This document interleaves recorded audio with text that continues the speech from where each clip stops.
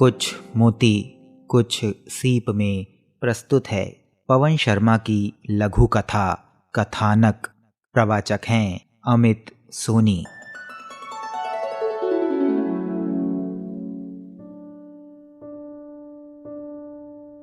Kitchen में पत्नी नाश्ता तैयार कर रही है। मैंने आवाज लगाकर पूछा, बन गया क्या?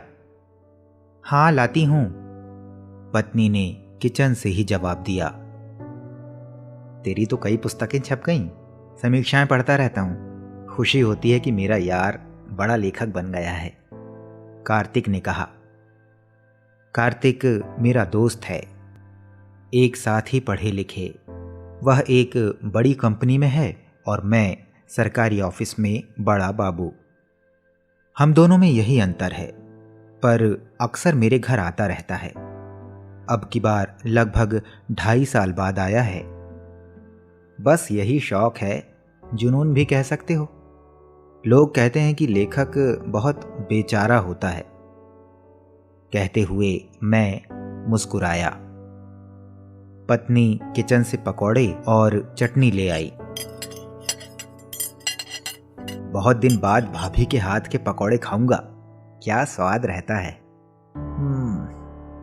कार्तिक ने पकौड़ा उठाते हुए कहा। और बना रही हूं, पेट भर के खाना, कहती हुई पत्नी किचन में चली गई। पकौड़े खाते खाते कार्तिक ने कमरे में अपनी नजर दौड़ाई। लगता है कई सालों से पुताई नहीं हुई है। कई जगह से सीमेंट उखड़ गया है। दीवाल के सहारे लकड़ी की एक रैक पर ढेर सारी पत्र पत्रिकाएं एवं पुस्तकें और कोने में एक छोटी सी मेज पर टीवी रखी है।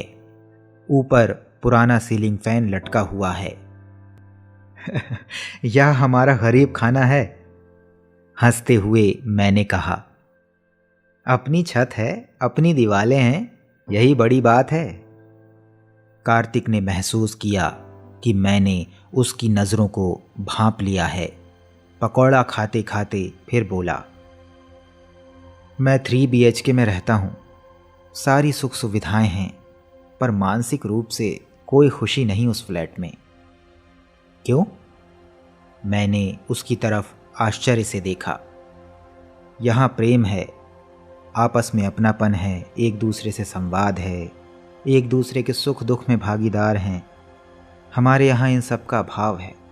सब एक दूसरे से कटे कटे रहते हैं। मैंने कुछ नहीं कहा, पर अपनी नजरें कार्तिक के चेहरे पर गढ़ा दीं। हम दोनों का ईगो टकराता है। कार्तिक का इशारा अपनी पत्नी की तरफ था। पति पत्नी में कैसा ईगो? मेरा आश्चर्य बढ़ने लगा। पद और प्रतिष्ठा की टकराहट है, इस बात को तुम नहीं समझ सकते। जीवन में कड़वाहटें बढ़ती जा रही हैं। बच्चों पर बहुत बुरा असर हो रहा है। डरे डरे और सहमे सहमे रहते हैं। इस परिस्थिति से निकलने की कोशिश करो। भाभी के साथ बैठकर बातचीत करो। हो सकता है कि परिस्थितियां अपने पक्ष में हो जाएं। मुश्किल है, बहुत कोशिश की। कार्तिक अपनी हथेलियां रगड़ने लगा। इंसान को अपने कद से ऊंचे काम कभी नहीं करने चाहिए। होम लोन, कार की इंस्टॉलमेंट देते देते ही जिंदगी निकली जा रही है, जैसे कि पूरी जिंदगी ही लोन पर टिकी हो। कार्तिक की बात सुनकर मुझे असल वजह समझ में आने लगी। मैं सोचने लगा, मेरी अगली कहानी का कथानक भी शायद यही हो।